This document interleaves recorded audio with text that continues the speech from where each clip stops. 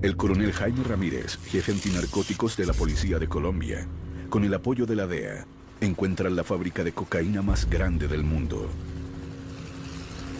500 hectáreas en medio de la selva amazónica. Son 19 laboratorios donde se procesan 3.500 kilos de cocaína pura a la semana. 6 pistas clandestinas donde hay parqueados, varios aviones y un helicóptero. 13 toneladas de coca están camufladas en medio de la maleza. Droga que en ese momento en las calles de Estados Unidos alcanzarían un precio de $1.200 millones. Tranquilandia le confirma al país que el narcotráfico tiene un gran alcance y que tras él, además de Pablo Escobar, hay un hombre temible y poderoso, Gonzalo Rodríguez Gacha. Pablo Escobar le tenía miedo a Rodríguez Gacha. ¿Cómo sería mal? Es que él era matarife. Creyó que todo el mundo era un cerdito que estaba matando, una vaca o, como decimos nosotros en nuestro argot, sin agüero. Yo creo que Rodríguez Gacha era un hombre mucho más rico que Pablo Escobar y que tenía una visión financiera mucho menos parroquial que la que tenía Pablo Escobar. Gacha era un asesino, Gacha era un asesino despiadado. Fue el socio violento que necesitaba Pablo Escobar para desatar toda esa etapa de narcoterrorismo que hubo en el país. Inclusive las cosas que ocurrieron en Bogotá por cuenta del narcotráfico eran de gente que estaba a las órdenes de Rodríguez Gacha. Si nosotros hacemos un análisis del mexicano y lo comparamos con Pablo Escobar, pongamos que el mexicano es un 10 y Pablo Escobar era un 3 o un 4. Entonces, no había comparación. Hombre, pues ya que soy una persona bastante humanitaria, yo veo que esto es una cosa bastante lamentable. Temido hasta por Pablo Escobar, ¿quién era finalmente Gonzalo Rodríguez Gacha, el mexicano? ¿Un capo de la droga? ¿El brazo armado del cártel de Medellín? ¿El hombre que más influyó en los carteles mexicanos? ¿Un psicópata? ¿Un instrumento del poder?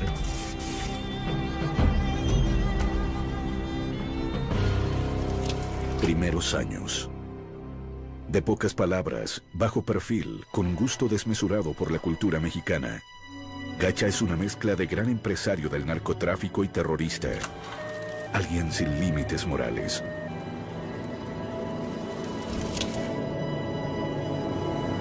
Nacido en una vereda de Pacho, Cundinamarca, Gacha se inclina desde muy joven por el delito.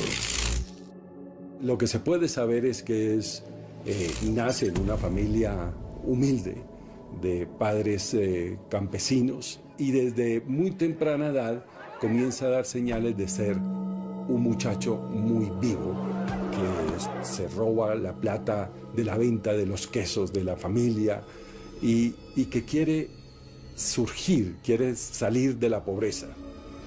Apenas cumple la mayoría de edad, viaja a Bogotá, donde conoce al hombre que marcó su vida, Gilberto Molina, el gran zar de las minas de esmeraldas del occidente de Boyacá. Allí la guerra por las gemas está que arde desde hace más de una década y ha dejado casi 1000 muertes. Molina era el gran jefe de la zona minera. Le ha ganado la partida a los competidores por el control de las minas.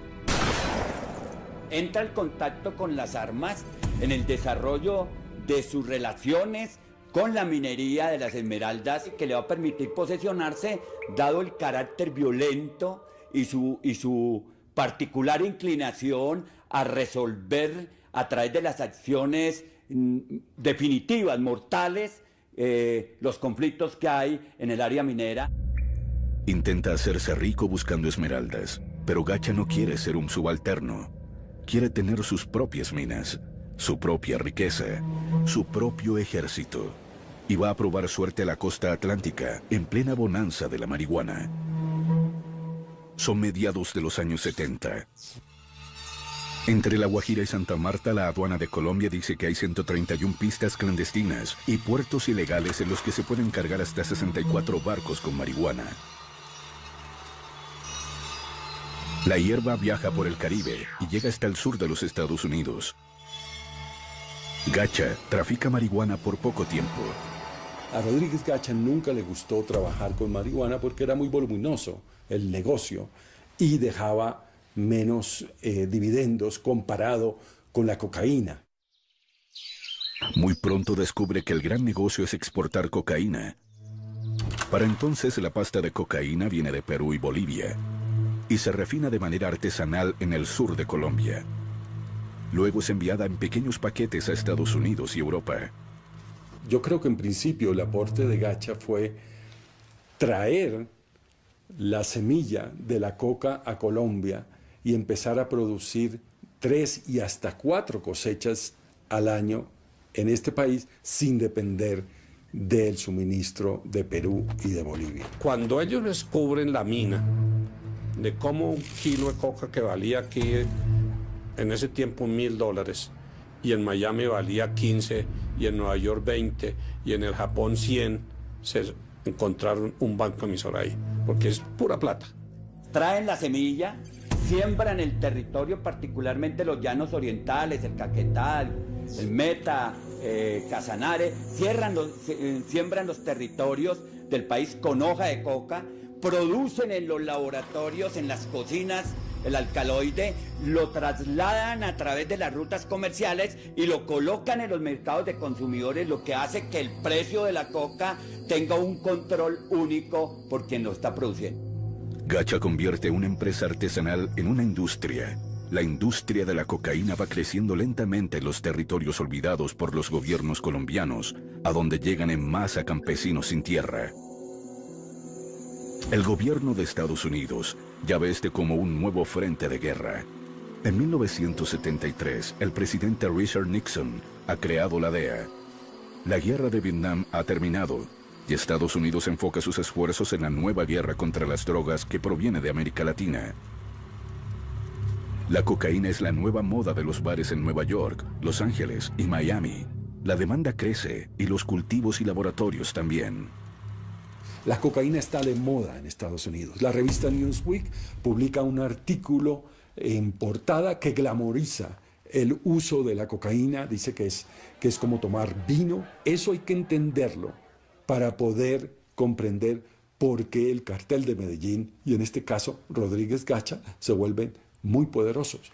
Porque hay una gigantesca nariz abierta en Estados Unidos consumiendo toneladas de cocaína o fumándose grandes hectáreas de marihuana. Guerra contra el Estado. En Colombia, uno de los primeros en entender el desafío que significaban los narcotraficantes fue el coronel Jaime Ramírez, un hombre valiente que se niega a aceptar que Colombia caiga en manos de ilegales. Ramírez está tras la huella de Verónica Rivera, la llamada reina de la coca, quien es la que conecta a Rodríguez Gacha con los que serían sus socios por el resto de su vida. El clan Ochoa, Pablo Escobar y Carlos Leder, el grupo que la DEA bautizaría como el Cartel de Medellín. Yo creo que la relación entre Gacha y Escobar era una relación de respeto mutuo. Los dos sabían que eran asesinos peligrosos, traicioneros, que se podían hacer daño. Pablo Escobar era un narco que soñaba con ser presidente, que tenía toda una filosofía endeble, política, y Gacha se entendía a sí mismo como un campesino que no tenía aspiraciones políticas, sino que quería hacer plata y hacer lo que le diera la gana con ese dinero. Gonzalo Rodríguez Gacha para la DEA siempre fue el hombre más importante que existió en ese entonces, muchísimo más que Pablo Escobar. El mexicano era el número 1 para la DEA, era el objetivo principal. Para principios de los años 80, Rodríguez Gacha tiene una red de laboratorios en las inhóspitas selvas. Pero no está solo. Allí desde hace años tiene su imperio, las FARC. Una guerrilla de mediano poder en aquel entonces, ignorada en el centro del país, pero que maneja con mano de hierro la vida de miles de los humildes colonos que llegan a la selva tras un nuevo dorado, la coca. Ya son 4.000 las hectáreas cultivadas. 20 años después, al finalizar los 90, serían 150.000. Para ese entonces, las rutas de la coca en el Caribe, que maneja Carlos Leder desde el Cayo Norman, en las Bahamas, son asediadas por la DEA. Rodríguez Gacha entonces, con su hambre de poder, mira hacia México, donde prevé está el futuro del narcotráfico. Pero en realidad lo que pasó es que los Estados Unidos logró bloquear la vía del Caribe, marítima y aérea, para acceder a Estados Unidos con droga enviada directamente desde Colombia. Y fue a partir de ese momento que los embarques de droga empezaron a salir por el Pacífico a Centroamérica y a México, que obviamente es mucho más difícil de cuidar porque es una frontera viva gigantescamente larga y pasa tanta gente que es mucho más difícil controlarla. El cartel de Sinaloa, controlado por Félix Gallardo, estaba interesado en diversificarse. Ellos dependían, a mediados de los 80, dependían mucho de la marihuana, pero no tenían un suministro constante de cocaína y tenían toda esta frontera inmensa con Estados Unidos para pasar la droga. Y hace el contacto con el Chapo Guzmán. El Chapo Guzmán es empleado de Félix Gallardo y ahí se comienza esta relación que lleva a Rodríguez Gacha a tener pistas, a comprar pistas en la frontera de México y Estados Unidos y trabajar con un promedio de 50-50 con los narcotraficantes mexicanos. Rodríguez Gacha hace el mejor negocio de su vida, lo que lo catapulta a ser un poderoso narcotraficante. México le causa gran impacto y termina convirtiéndose en un mexicano más. Siempre se ha dicho que él, el primer negocio que hizo grande, lo coronó por un puerto que se llama Mazatlán en México, y que a raíz de eso fue que él le cogió tanto amor a la cultura mexicana, y todas las propiedades de él llevaban nombres mexicanos. Los caballos tenían el nombre mexicano, en la finca tenía 200 sombreros de colección de alto costo, en unos están, me dicen que inclusive muchos cantantes famosos vinieron a compartir con él. El negocio está disparado. Los miembros del cartel de Medellín, incluido Rodríguez Gacha, posan de benefactores del país. Incluso Gacha reparte dinero a las víctimas del terremoto de Popayán. Pablo Escobar se lanza a la política y Carlos Leder da discursos nacionalistas en la plaza pública.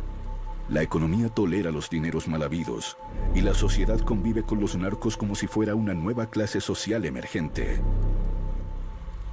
Él tenía muchas propiedades y daba mucho empleo, había mucha gente que dependía económicamente de él. Lo de la capilla del municipio, él también colabora mucho en la reconstrucción de lo que hoy en día es la parroquia San Antonio de Padua económicamente. Él era una persona que colaboraba mucho con la gente, que era muy generosa y la gente lo seguía indiferentemente pues, de las actividades que después se supieron que él tenía. El hecho de que aquí haya tenido ese auge y haya tenido además esa aceptación social tiene que ver tanto con el debilitamiento del Estado como con el hecho de que esos sectores del narcotráfico financiaban también pues, industrias muy populares entre las personas, como el fútbol, cosas que finalmente representan parte de las expresiones populares de las personas.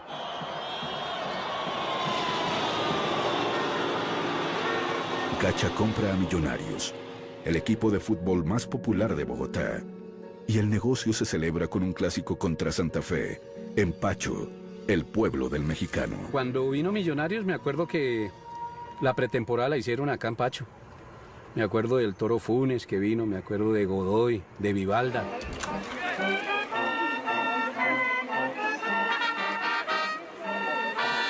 En la cancha estaba todo el pueblo de Pacho. Nos cambiamos, nos desplazamos a la cancha y es una cancha en muy buena condición para jugar un partido profesional. Estaba todo el pueblo de Pacho. Estaban las autoridades locales, el alcalde, estaba el policía, el jefe de policía.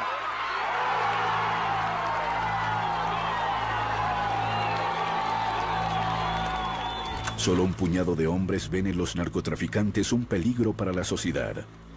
Luis Carlos Galán ha creado el nuevo liberalismo y uno de sus líderes más importantes, Rodrigo Lara Bonilla, entiende la amenaza que significa esta naciente mafia. Es tan extremo que si usted observa las casas en el país, va a encontrar que los colombianos han tenido que volver cárceles sus casas. Lara y Galán saben que no se trata solo de dinero y corrupción. Ven el potencial violento de los carteles. Claro, porque inmediatamente pues detectó algo que era muy visible, que era muy notorio, y fue pues la infiltración del narcotráfico en el fútbol, digamos, como una forma primero de lavar dinero y como una forma también para ellos de montar una industria. En ese entonces, naturalmente, salieron defensores de los equipos, defensores de esas estructuras mafiosas, a decir que era un loco, que cómo podía acusar al fútbol colombiano, un juego del pueblo, de estar infiltrado por el narcotráfico. En 1982, Lara Bonilla se convierte en el ministro de Justicia del gobierno de Belisario Betancur, y desde allí empieza su combate al narcotráfico de la mano del coronel Jaime Ramírez. Jaime Ramírez se convirtió en la mano derecha tanto del embajador como del representante de la DEA, y son ellos los que después fraguan la relación con la persona que necesitaban en ese momento en el gobierno, que era Lara Bonilla. Lara, apoyado por la información que Ramírez le brinda primero, denuncia la presencia de narcotraficantes en el fútbol. Luego pone sus ojos en los aeropuertos. Se da cuenta de que los cielos están siendo surcados por centenares de aeronaves cargadas de droga e inmoviliza a 150 de ellas. Bueno, básicamente el cartel de Medellín tenía una flota aérea al servicio del narcotráfico, contada con la complicidad de la aeronáutica civil para las licencias de los aviones. En ese momento, el ministro Lara Bonilla, con la ayuda del coronel Ramírez, decide hacer una revisión exhaustiva de quiénes están detrás de estas avionetas, helicópteros y aviones del cartel de Medellín. Y él se sorprendió muchísimo, dijo, bueno, pero ¿cómo es posible que el narcotráfico hoy esté utilizando aeronaves? Porque es que una aeronave necesita de un permiso oficial, necesita de una matrícula, necesita aterrizar en pistas. ¿Qué está pasando en el país? ¿Qué está pasando con nuestras autoridades? Entonces les aterrizan los aviones, cosa que naturalmente al narcotráfico le duele muchísimo porque empieza a dificultarle su tarea. En una sociedad permisiva con los narcotraficantes, que banaliza su influencia en la política y en la economía, Lara y Rodríguez se convierten en verdaderos obstáculos para Gacha y el resto del cartel de Medellín. Intentan sacarlos del camino a como dé lugar. Lara es citado a un debate de control político, y antes de él mostrar las pruebas que tiene de que Pablo Escobar es un narcotraficante agazapado en la política, recibe un golpe bajo. Y tan pronto llega al Senado se da cuenta de que él lo citan a debate, él no sabía por qué. Lo único que sí le pareció extraño es que lo estaba citando Alberto Santofimio Botero, Jairo Ortega, cuyo suplente era el señor Pablo Escobar, y el debate era un supuesto cheque de un señor narco llamado Evaristo Porras. Él se sorprendió y dijo, ¿pero cheque de qué? Y él dijo, pero yo no entiendo. Primero, esto es un cheque supuestamente dirigido a mi nombre y endosado, pero ¿cómo voy yo a endosar un cheque con un número de cédula mal? No es mi número de cédula. Yo creo que fue un complot, mire. Yo no tengo la menor duda que fue una trampa que le pusieron a Rodrigo. Trataron de derrumbarlo, no solamente los narcos, sus adversarios políticos, porque era un hombre políticamente muy vehemente. Y tenía, pues era una carrera muy promisoria. Se trata de una escalada del narcotráfico que hoy busca la salida de un ministro del gabinete porque lo considera... Es un golpe demoledor para Lara, fraguado por el cartel de Medellín para desprestigiarlo. Su partido le abre una investigación ética. Eso era increíble. O sea, y quedó de investigador a investigado, se transformó y él perdió esa batalla. Él se sentía que lo dejaron solo, los Galán, Luis Carlos Galán lo dejó solo, todos. Sin embargo, la lucha sigue. Lara con Ramírez y la DEA se preparan para demostrarle al país que el narcotráfico es mucho más peligroso de lo que se piensa. Hay que tener en cuenta que teníamos aquí en Colombia un embajador muy cercano al presidente Ronald Reagan, un soldado de Reagan, es Lewis Tams, y él llega con una obsesión a Colombia, que es quién produce los precursores para procesar la cocaína. Y se da cuenta que en el mundo hay solamente 7 empresas. Y se da cuenta que el 90% del éter que entra a Colombia se usa para el procesamiento de cocaína. La DEA está dispuesta a seguir la ruta del éter para encontrar los laboratorios donde se produce esta industrialmente. Estos señores le ponen a las canecas de éter unos beepers con unas antenas que van camufladas en la parte exterior de las canecas. Son 3 beepers. El cargamento sale de New Orleans, llega a la finca Veracruz, propiedad de los Ochoa, y de ahí sale a el sur de Colombia, a Caquetá. Tras la pista del éter, la policía hace una operación a la que no asiste Ramírez y se hace un decomiso gigante en las selvas del Yarí, 1,5 toneladas. Pero algo extraño ocurre al día siguiente. Resulta que a un tío mío se le acercaron unos oficiales de la policía y le dijeron que unos señores les habían pedido que le dijeran a mi papá que sacara a su gente de allá y que le ofrecían lo que él quisiera.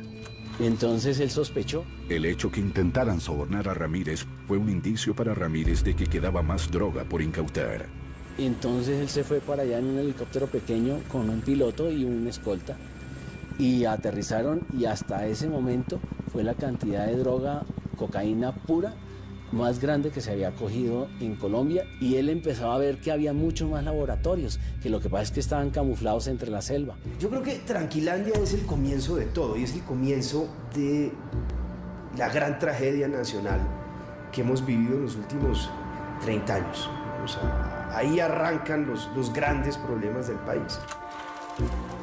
El gigante complejo industrial de cocaína se llama Tranquilandia, pues los narcotraficantes jamás pensaron que sería descubierto. Tranquilandia permite conocer por primera vez a Gacha, un hombre tan poderoso como Pablo Escobar en el cartel de Medellín. Y entre el 78 y el 82, ¿qué ocurrió? Que narcos que antes eran artesanos de la cocaína se volvieron tal vez los hombres o hacían parte del club de hombres más ricos del mundo. Y naturalmente estas personas, con esa concentración de poder, dan el salto siguiente, y es tratar de convertir a Colombia en una narcodemocracia. Días después del ataque a Tranquilandia, Lara Bonilla se reúne con su hermana en Neiva y le dice: no se puede imaginar el nivel de filtración que tienen los carteles en la política en este país. Digamos, llega y hace un allanamiento a la gerencia de este complejo, pues se encontró con una contabilidad, y según contaba él, lo que encontró en Tranquilandia estremecería al país. La guerra del narcotráfico apenas comienza. Yo creo que en ese momento de Tranquilandia el país estaba acostado con el enemigo. El hallazgo de Tranquilandia deja enfurecidos a los miembros del cartel de Medellín, pero especialmente a Rodríguez Gacha, quien empieza laboriosamente a organizar el atentado contra Lara Bonilla. Él citó un día al coronel Ramírez. Dijo: coronel, tengo información muy seria de que hay un plan para asesinarme. Si a mí me asesinan, yo quiero que usted sepa que los responsables de ese crimen son los dueños de las avionetas y del helicóptero que incautamos en Tranquilandia. 54 días después del golpe a Tranquilandia, Rodrigo Lara Bonilla es asesinado. A la izquierda y me volé. De repente sentí una explosión. Alcancé a ver por el espejo y vi al ministro como acostado en el asiento. El asesinato desencadena de parte del gobierno la temida extradición a Estados Unidos. Colombia entregará a los delincuentes solicitados por la comisión de delitos en otros países para que se les castigue de manera ejemplar. El cartel de Medellín declara que prefiere una tumba en Colombia que una cárcel en Estados Unidos. Con los extraditables la guerra será a muerte. El cartel de Medellín tampoco le perdona al coronel Ramírez el hallazgo de Tranquilandia. Está al acecho de él y su familia, que son fuertemente custodiados por la DEA. Se nos acercó un oficial en un día de vacaciones que él tuvo y nos informó que en la Dijín había información de que iban a asesinar a un oficial de la policía y que creían que era él. Ramírez sentía que adentro de la propia institución el cartel tenía personas que lo vigilaban. Ellos pudieron penetrar las instituciones, pues, con una cantidad de de dineros, y eso fue sorprendente. Ramírez pasa de antinarcóticos a la inspección de la policía. Se siente vulnerable y un blanco seguro del cartel de Medellín. El viernes él se comunica con el oficial que tiene infiltrado en el cartel de Medellín y el oficial le dice que había muerto el jefe del grupo de ejecución de él. Era un tal Cuco. Y que la orden estaba en stand-by. Entonces eso nos confió. Y nosotros compartimos ese fin de semana con la familia como no lo habíamos hecho en mucho tiempo.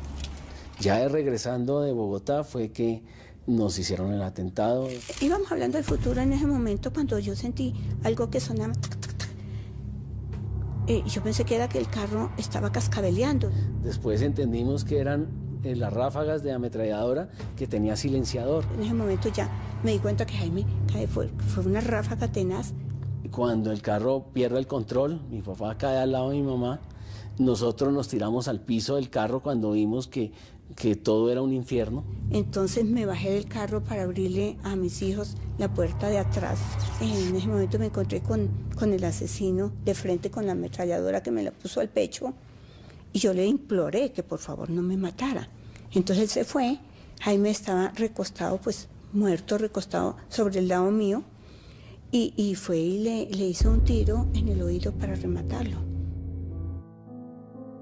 Tranquilandia había sido finalmente vengada por la mafia y la guerra contra el Estado será brutal a lo largo de la segunda mitad de los años 80.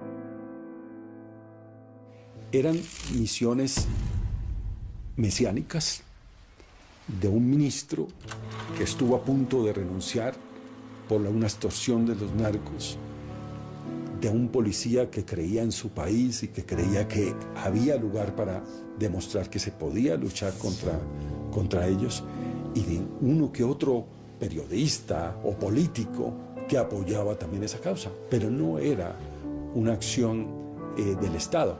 Entonces, toda esa gente luchó en forma solitaria y murió en forma solitaria y bajo un gran desagradecimiento e ingratitud de parte del Estado. Guerra contra la izquierda. Rodríguez Gacha tiene otras guerras entre sus manos. Una de ellas contra las FARC. Cuando Gacha instaló los primeros laboratorios en las selvas del Yarí, este era un territorio olvidado por el Estado, pero bajo el control de la guerrilla comunista de las FARC. El grupo armado cobra un impuesto a los cultivos y laboratorios, y la relación con Gacha siempre es tensa y difícil.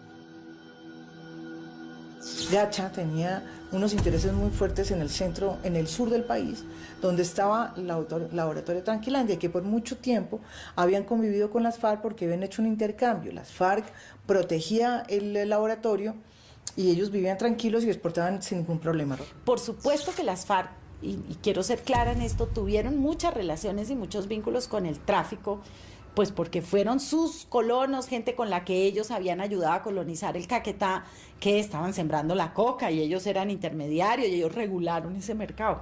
Pero ellos no estaban de socios en el laboratorio y exportando cocaína, que era por lo menos no en ese momento. Primero cobraban impuesto, pero empezaron a ver que eso era bueno, empezaron a cobrar impuesto por cultivos.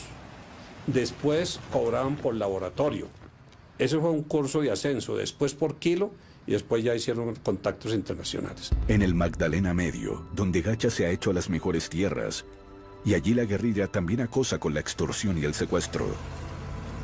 En 1981, la guerrilla del M-19 secuestra a la hermana de uno de los miembros del cartel de Medellín, Marta Nieves Ochoa.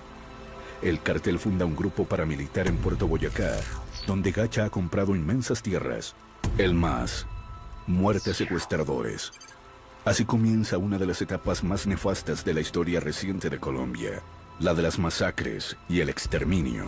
Cuando la devuelven, la devuelven como a los 90 días, ese MAS originario se disuelve, pero el nombre MAS se convierte en una especie de franquicia o de nombre fácil para que cualquiera que quisiera asesinar gente que tuviera que ver con guerrillas o incluso con la izquierda solamente pudieran asesinar. Gacha financió Muerte a los Secuestradores, que fue una primera célula de estos grupos paramilitares. Fue el paso entre digamos, en la historia del paramilitarismo, estos escuadrones de la muerte encubiertos en los que eran miembros del ejército directamente los que se hacían pasar como escuadrones de la muerte, fue el paso de ese tipo de estrategia a una estrategia en la cual se vinculaban campesinos, sectores rurales, a pequeños grupos y estructuras que se terminaron convirtiendo después en un ejército, las Autodefensas Unidas de Colombia.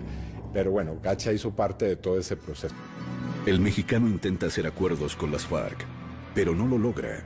Por el contrario, estos atacan algunos de sus laboratorios. Jacobo siempre se opuso al narcotráfico. A él no le importaba que se cobrara el famoso gramaje, que era este impuesto que se cobraba por la coca, pero lo que sí estaba totalmente en contra era que se entrara en el negocio, que las FARC se metiera. Aunque las FARC están en medio de un proceso de paz y en un cese del fuego con el gobierno, las hostilidades con la gente de Gacha son frecuentes, tanto en los llanos como en el Magdalena Medio, donde se ha convertido en un gran terrateniente. Pero allá es diferente a las selvas del Yarí. En el Magdalena Medio están en juego grandes haciendas ganaderas, riqueza y el poder político de sus aliados. Los ganaderos en particular están agobiados con las extorsiones y secuestros de las FARC, y con el apoyo del batallón Bárbula del ejército, crean una autodefensa, una figura que era legal en Colombia desde 1968. Y a la que acudieron también los esmeralderos y todos aquellos que tenían negocios en lugares apartados del país. Entonces él se dedica a ser el gran financiero de Puerto Boyacá. Y allá crean lo que se llamó el modelo de Puerto Boyacá, que es un modelo en donde el paramilitarismo ocupa todos los espacios e intermedia toda la vida política, civil, militar, electoral, toda, y se instala en una zona donde ya prácticamente hay una paz, pero es una paz de los sepulcros. Puerto Boyacá se convirtió en un sitio en el cual todo el Estado local, las fuerzas militares estaban puestas al servicio de construir las estructuras paramilitares, y allí se hicieron esas famosas sesiones de entrenamiento con los mercenarios británicos y los israelíes, que fueron traídos al parecer por el alto mando militar y por prestigiosos políticos y también dirigentes del gremio ganadero a Colombia. Rodríguez Gacha, que quiere llenar de coca al país y construir un gran corredor para el narcotráfico entre los llanos orientales y la costa atlántica, pasando por el Magdalena Medio. Para eso se hace propietario de inmensas extensiones de tierras, a veces compradas, a veces tomadas a la fuerza. Empieza a construir su gran ejército paramilitar y compra armas en el mercado negro. Quiere doblegar a las FARC y, de paso, a todos quienes simpatizan con ellas. Eso tampoco pues es que fuera propiamente una cosa ideológica, no. Eso era para defender las tierras que ellos, donde lograban expulsar las FARC y expulsaban las FARC, y si tenían que matar los campesinos porque supuestamente eran colaboradores, los mataban. Entonces ese cuento de que eso era para defender... para defendernos del comunismo y eso es un cuento, era para defender sus intereses. Y ahí se mostraba él cómo era, o sea, ¿quién era? Un señor conservador que decía que él estaba mamado, que la guerrilla estuviera agarrando mejor dicho, que estaba asesinando a todo el mundo, y que él decidió hacer un ejército privado para defenderse porque aquí nadie lo defendía. Lo que tenía Rodríguez Gacha era que tenía muy buena penetración con los militares, con la policía, con el DAS, es que manejaba todo en una zona donde era pues fundamental para poder producir y sacar el narcotráfico. En medio del proceso de paz que estaba en curso, las FARC empiezan a hacer política a través de la Unión Patriótica. En 1986 ganan numerosos escaños al Consejo, a las diputaciones y al Congreso. Su fuerza electoral está en las zonas donde Gacha aspira a construir un gran corredor de droga, entre los llanos orientales y la costa atlántica. Entonces, comienza el exterminio de la UP. Efectivamente, Gacha aparece como autor y como determinador de varios de los principales asesinatos y magnicidios que se cometieron en las primeras salidas públicas de la Unión Patriótica, en elecciones y también en los procesos que se estaban estructurando en las regiones del país. Entre 1986 y 1989, la guerra sucia contra la Unión Patriótica es devastadora. Masacres como la de Segovia se hacen para golpear a sus bases sociales. Son asesinados 9 de sus congresistas y cientos de concejales. Gacha entiende que cualquier proceso que permita entrar en la vida civil a guerrilleros, como es el de la UP, va a crearle a él un enemigo ya dentro del mundo lícito, y entiende que hay que eliminarlos a todos, y financia esa campaña terrible de asesinato de 3.000 militantes de la Unión Patriótica.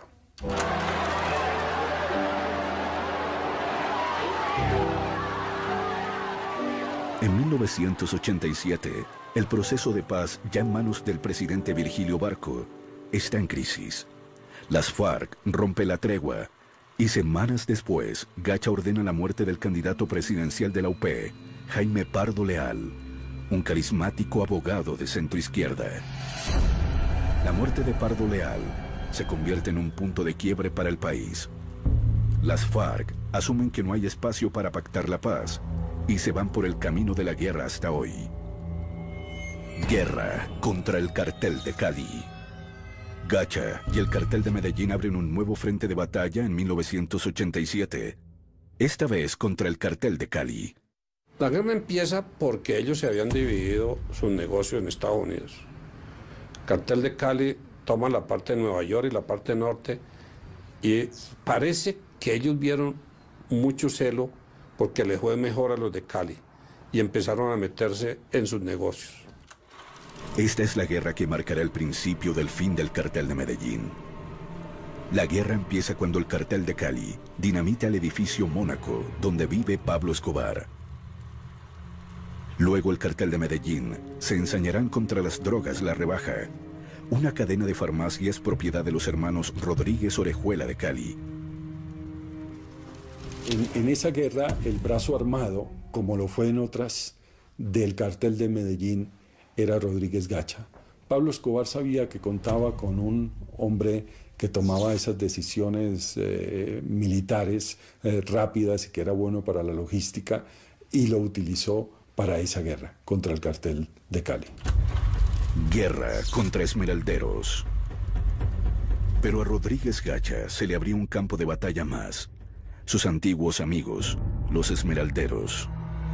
Rodríguez Gacha soñaba con crear un corredor que le permitiera sacar la droga por los llanos orientales hacia las costas, y para eso tenía que pasar por el terreno de Víctor Carranza, el gran zar de las Esmeraldas. No quiere que su zona se contamine con el negocio de la droga, entonces Víctor Carranza cree que le puede dar un contentillo a Rodríguez Gacha vendiéndole una propiedad, una mina en esta zona para tenerlo tranquilo. Pero Rodríguez Gacha no quiere eso, quiere todo. Esta guerra es tan feroz que Gacha termina por asesinar a su mentor, Gilberto Molina, en 1989. Una masacre en Sasaima donde mueren 20 personas, además del hombre que le enseñó a Gacha el poder de las armas. Gacha tiene abiertos 4 frentes de batalla: contra el Estado, las FARC, el cartel de Cali y contra los esmeralderos. Necesita hombres, entrenamiento y armas. Es así como Gacha consigue que vengan hasta el Magdalena Medio por lo menos 2 misiones de mercenarios extranjeros, de Israel y de Gran Bretaña.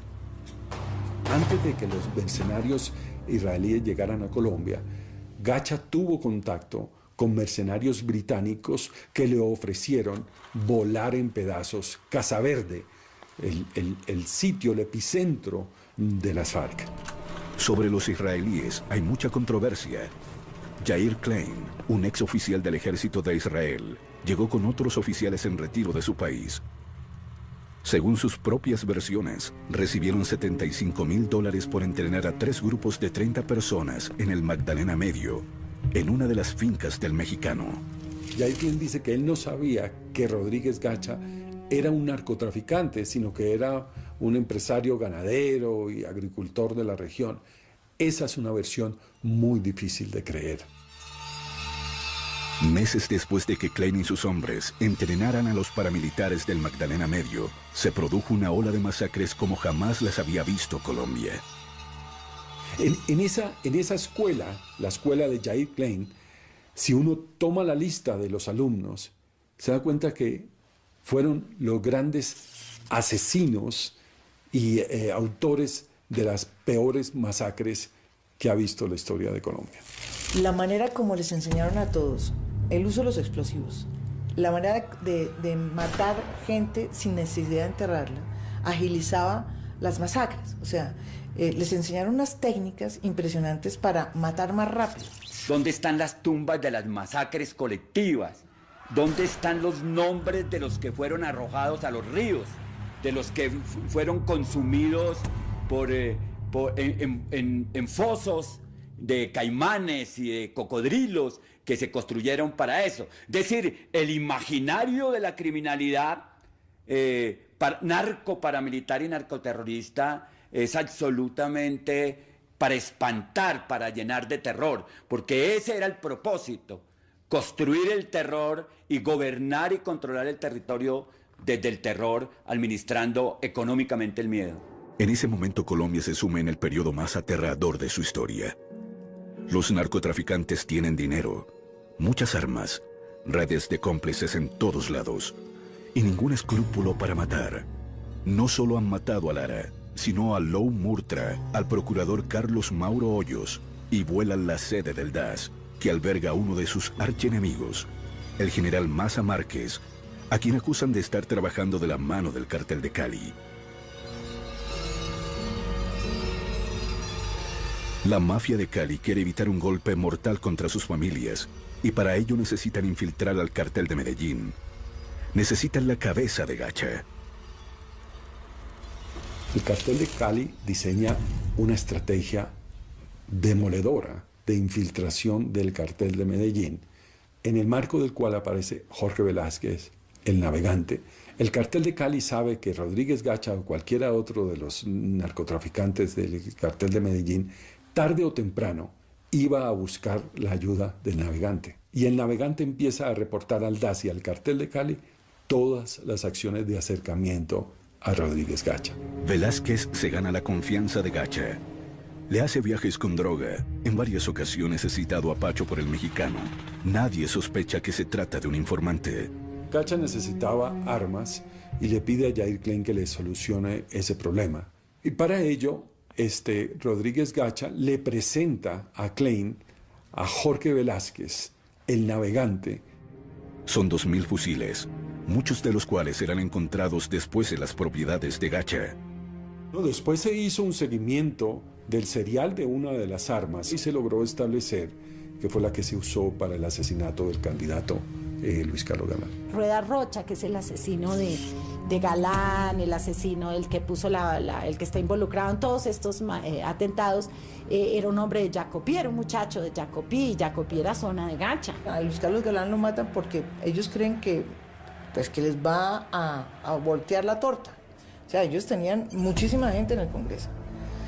Y ellos sentían que Luis Carlos Galán era esa parte de esa política que no iba a negociar con ellos.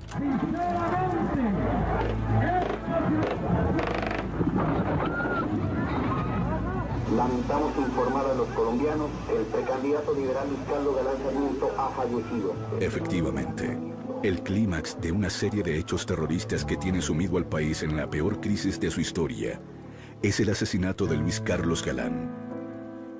En ese momento, el hombre sobre el que se depositaban las esperanzas del país.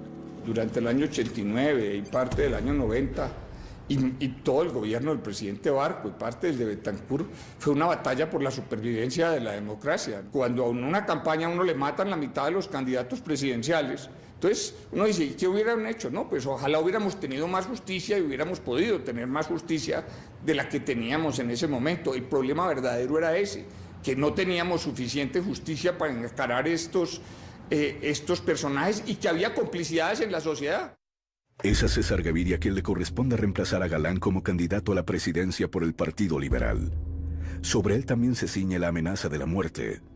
El 27 de noviembre de 1989, Él debe tomar un avión de Avianca de Bogotá a Cali. El avión estalla en el aire. Gaviria no iba en él. Pero 107 personas vuelan en 1000 pedazos. La guerra ya es demencial. Sí es verdad que en ese avión iba a viajar mi seguridad.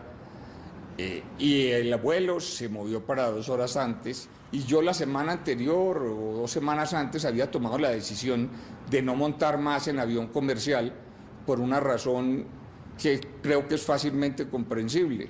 Yo me montaba en los aviones y la gente se empezaba a bajar. Ahora, es bastante alucinante que para matar a una persona tumben un avión. La muerte de Gacha. El cerco contra Gacha empieza a cerrarse. La DEA, el DAS y la policía lo persiguen. El cartel de Cali le respira en la nuca y su hijo Freddy, heredero de su imperio criminal, es capturado. Él casi no dormía, Gonzalo no dormía porque él ya tenía presentimiento de que algo tenía que suceder. Y él decía que ningún reino es eterno. Y él sabía que se iba a morir. A pesar de los fusiles, de tener un ejército privado y todas las tierras que quiso, Gacha estaba solo, aterrado con la idea de que no tenía lugar sobre la tierra donde esconderse. Porque todos sus esquemas de seguridad se los había descubierto el DAS en su alianza con el cartel de Cali. O sea, realmente esa alianza fue la que los debilitó. Gacha no tiene en quién confiar y busca refugio justamente en la boca del lobo. Acude al navegante, al hombre que trabaja para el cartel de Cali, para que le brinde protección. El navegante se convierte en un hombre muy importante para Rodríguez Gacha, no solamente para mandar cargamentos de cocaína, sino como un cerebro de su seguridad. Y es en el que confía para hacer un viaje a Cartagena, en principio, en donde se encontraría con Freddy, su hijo, que había sido detenido. El navegante le comunica a su contacto cómo se puede hacer esta operación. En esa misión se encuentra con uno de los helicópteros que le ordena dirigirse a la playa. El navegante se monta en el helicóptero, le indica a la policía y al ejército dónde está hospedado Rodríguez Gacha. Él se encontraba allá en unas cabañas y estaba protegido por sus hombres pues bien armados. Sobrevuelan el área y ven como un camión sale de allí, un camión que ya había visto el navegante, sale de allí y empieza una persecución un poco caótica. Empezaron a atacarnos disparando, de manera que se empezó a responder el fuego. De todas maneras, Gonzalo Rodríguez se dispersó. Porque el artillero que va en el helicóptero no tiene muy buena puntería, empieza a disparar sobre la carretera y lo único que hace es crear, pues abrir huecos en la carretera y no le da al camión. Se le ordenó a través del altoparlante del helicóptero que detuvieran el vehículo para hacer el procedimiento de abordarlo, identificar quiénes iban ahí. El vehículo fue abandonado bruscamente sobre la vía y de él descendieron apresuradamente 2 ocupantes. Se dan cuenta que es Rodríguez Gacha, que va corriendo en una zona de Coveñas entre potreros.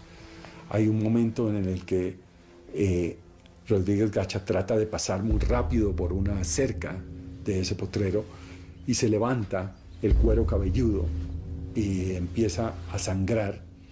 Iban armados, atacaron a la tripulación que se encontraba en el helicóptero, le hacían disparos de tierra a aire. Se voltea, le hace pistola a reconocer al navegante. Cuando ya lo tiene en la mira, este artillero, él saca una granada de mano muy pequeña y la hace explotar en su cara. Esa versión que me la contó el navegante, pues pone en contradicción otras que decían que fue el artillero. La hipótesis de que él se haya suicidado estallando una granada de mano se descarta. Hay una evidencia que es definitiva. Y es que aunque él tenía, creo, parte de las heridas en alguna de las manos, pues no había perdido la mano con la que supuestamente había activado y había estallado la granada para suicidarse. Había muerto atacando, se resistió, se enfrentó y murió en esas actividades violentas en que había vivido.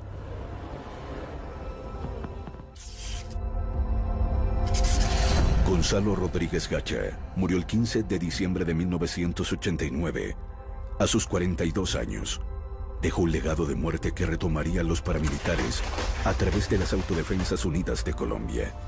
Gacha y su herencia de muerte. Sus víctimas se cuentan por miles y Colombia no logra todavía entender por qué produce personajes como Gacha, ni por qué el narcotráfico ha sido tan persistente.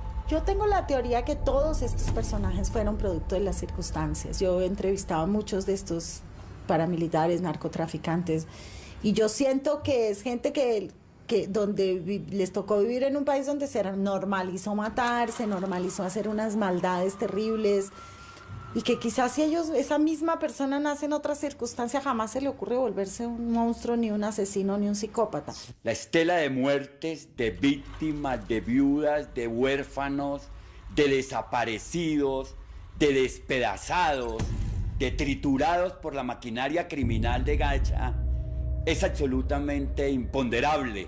Crímenes atroces que no podrían ser perdonados en ningún tribunal de ninguna naturaleza por el daño que le hicieron al país. No creo que ni Gacha, ni Escobar, ni los Castaño, ni tantos otros fueron individuos que lograron erigir carteles e imperios del crimen organizado sin contar con un inmenso apoyo e incluso con una dirección del poder político. Por supuesto que los socios políticos del cartel de Medellín llegaron a gobernar este país y siguen vigentes políticamente.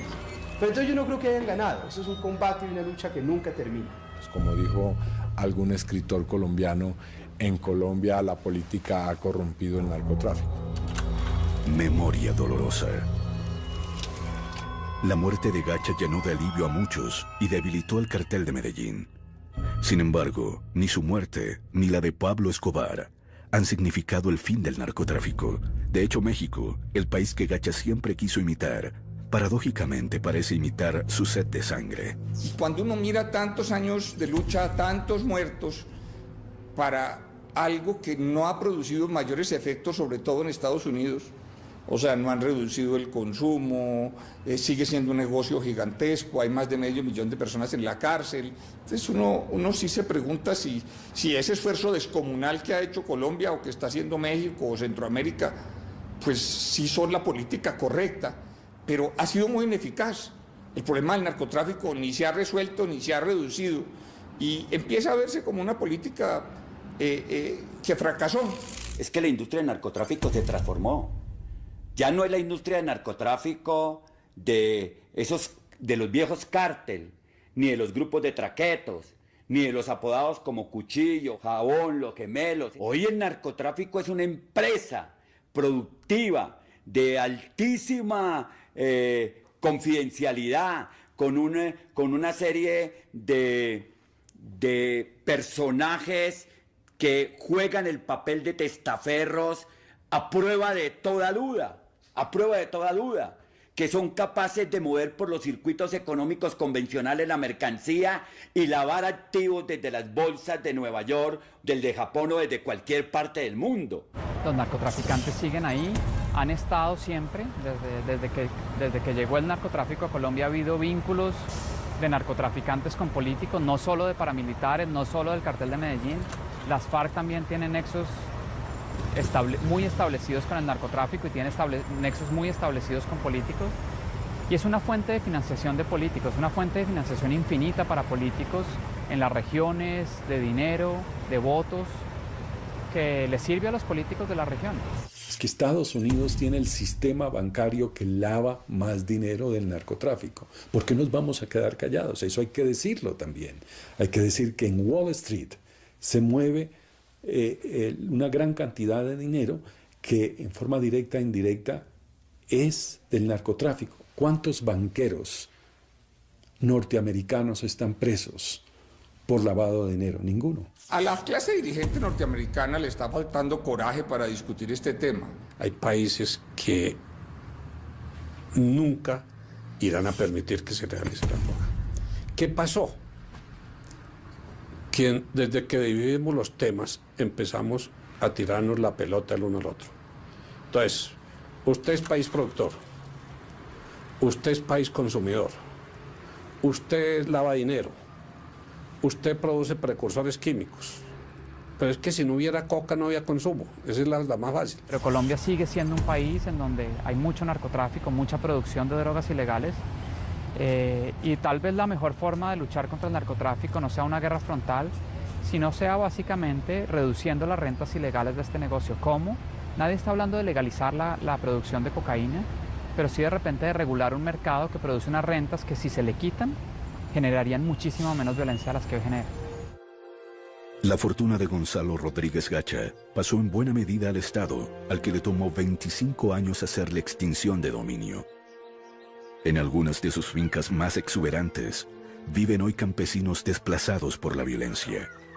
Después de mi mayoría de edad, me fui hacia la ciudad de Bogotá. Allá trabajé 9 años. Después de eso, me vine aquí vuelvo a mi tierra, a mi vereda, porque se estaba dando lo de la reforma agraria. Entonces me inscribo, salgo seleccionado y me dicen, sale tierra para ti. Esta tierra era de don Gonzalo Rodríguez Gacha. La plata que se ganó con él es como maldita, si esa plata, eso se fuma. Porque como en el caso de mucha gente que yo conozco, incluyendo el mío mismo, yo logré hacer una pequeña fortuna, no mucho, pero eso nunca duró, eso. Uno se da cuenta con el transcurrir del tiempo que hay que trabajar y sudarla, y con el sudor de la frente conseguirla, porque lo contrario eso no, esa plata no dura. A un cuarto de siglo después de la muerte de Gacha, a Colombia todavía le cuesta reconocer que pasó durante los peores años de la guerra contra el narcotráfico. El país se debate entre el silencio y la adulación del mundo del narcotráfico. Fíjese que hay una tremenda presión porque los colombianos no sepamos qué pasó ahí. Y porque las personas que están vivas no sean capaces de decir la verdad. O sea, no hemos podido saber la verdad. Yo creo que en Colombia hay una tendencia a romper los espejos para que no se refleje la realidad. Y a la gente le molesta que se la cuenten de una manera cruda. Es que lo hemos repetido ya varias veces. Aquí se han acabado organizaciones al margen de la ley muy violentas y han vuelto a renacer varias veces. O sea, entonces, ¿por qué? Porque cometimos los mismos errores y no entendimos el problema político de fondo, porque siempre creemos que son problemas de otra índole. Pero en general es una historia que la gente quiere ver de reojo, no la quiere confrontar porque sabe que es una vergüenza para su país que su historia la hayan movido durante tanto tiempo estos personajes crueles y sin ninguna moral. Que ahora llega el tiempo de los buenos. Yo creo que ahí es donde se puede hacer un equilibrio de por qué es más importante el coronel Ramírez que Rodríguez Gacha y que Pablo Escobar. ¿Por qué el coronel Franken? ¿Por qué todos los muertos? Todos que hemos sacrificado nuestra libertad, nuestra felicidad a veces, que nos escuchen. La vida de Gonzalo Rodríguez Gacha, el daño que hizo, las secuelas de sus crímenes, han inspirado una serie de televisión producida por Fox Internacional, basada en la investigación de Gerardo Reyes y los libretos de Mauricio Navas, Gustavo Salcedo y Catalina Palomino. El Rodríguez Gacha que yo escribí es un símbolo de una forma de pensar que estoy convencido todavía existe. La forma de pensar en la que valores como la lealtad, valores como el compromiso con la sociedad, el compromiso con la ley, el compromiso con las instituciones no existen. Existe solamente el interés personal de satisfacer mi capricho existencial momentáneo, ya sea que quiero ser rico, ya sea que quiero tener a 5 reinas de belleza, ya quiera que dominar un pueblo. Veo que nos vamos entendiendo. ¿Usted cómo se llama? Me llamo Gonzalo Rodríguez Gacha, patrón. Esta es una serie sobre aquellos personajes que le dijeron no al crimen, no al narcotráfico, no a la corrupción, no a Gacha. ¿Sabe qué es lo que más me aterra, Jaime? La tranquilidad de estos tipos. Es que este tipo tiene comprado medio mundo. Es la historia sobre todo de aquellas personas que luchan contra este flagelo del narcotráfico y que luchan en general contra todo lo que no sea correcto, contra la corrupción, contra la deshonestidad, ¿sí? Contra la riqueza fácil.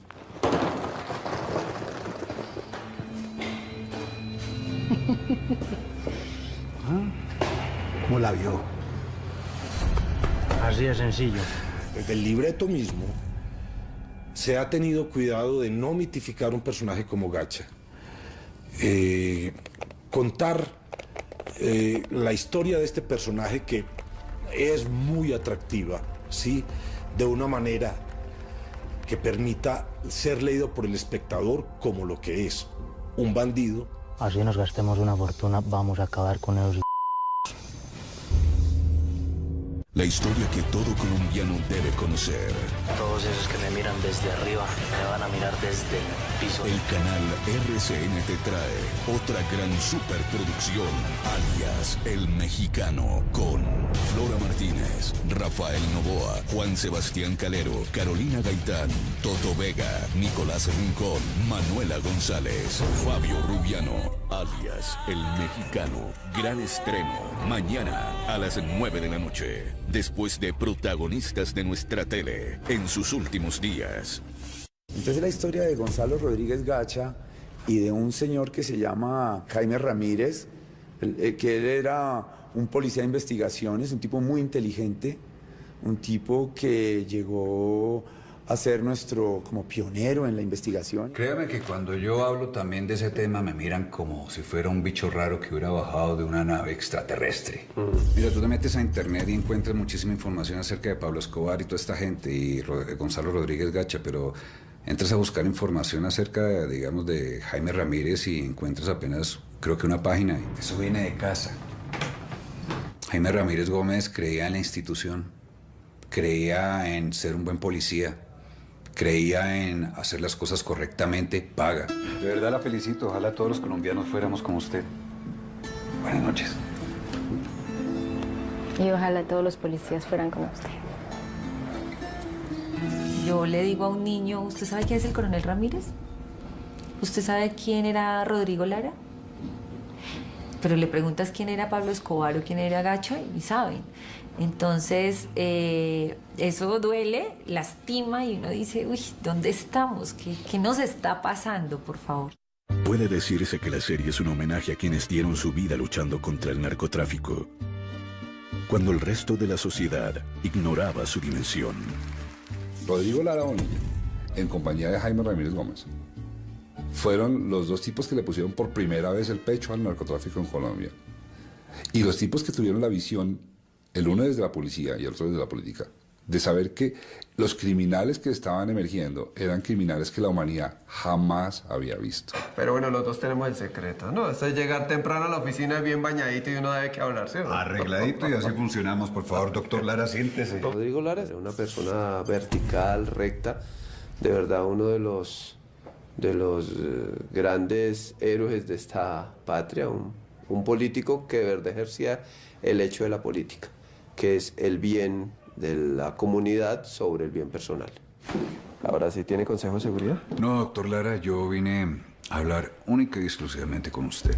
Dentro de cada institución siempre hay alguien que logra sobrepasar el miedo. Entonces uno dice, claro, extrañamente estos mismos personajes, estos mismos héroes, muchas veces son traicionados por sus mismos colegas. Que los fueron dejando solos porque el país los dejó solos.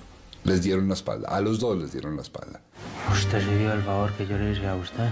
Pero la serie no es una serie de historia, sino un drama de ficción basado en una investigación periodística. Y entonces empezaron a aparecer fuentes de información, algunas pues, cuyos nombres no se pueden revelar, y me permitieron construir una ficción basada en lo real, que es uno de los grandes motores de la historia, y son personajes como Ana Belén. Buenas, con permiso. Mucho gusto. Gonzalo Rodríguez Gacha. Yo creo que Ana Belén simboliza, no solamente para la historia, sino definitivamente para el país, una reivindicación de la dignidad de la mujer colombiana. Estas historias siempre han sido contadas de una forma en la que, por el contrario, aplastan la imagen de la mujer colombiana. Lo mismo nuestra periodista, que lo interpreta Flora Martínez, se llama Isis, el personaje. Es una loca por la noticia, es una periodista, realmente periodista, que vive, sufre y quiere ser la mejor periodista del mundo y ser honesta con su profesión, y se está dando cuenta de que entra en unos mundos muy difíciles. Es una mujer que no puede ser objetiva porque cree en la verdad, cree en la justicia, entonces se empieza a meter cada vez más y más y más y más en líos. Lo duro que he encontrado haciendo esta serie es que realmente no ha cambiado nada. Estamos contando una historia de hace 50 años que se sigue repitiendo. Es importante realizar una historia sobre la vida de Gonzalo Rodríguez Gacha, porque los colombianos merecemos que nuestra historia sea contada por nosotros mismos, para leernos y entender qué ha pasado con nosotros. Yo en Rodríguez Gacha encontré un desahogo a un dolor profundo, es un dolor de país. He tratado de llamar la atención, de que cuando el país vea a Gacha se haga preguntas. Es mirar, es haber visto una radiografía del país donde están creciendo mis hijos. Es muy doloroso. ¿Será que sin el dinero de Gonzalo Rodríguez Gacha los colombianos van a dejar de vender su alma?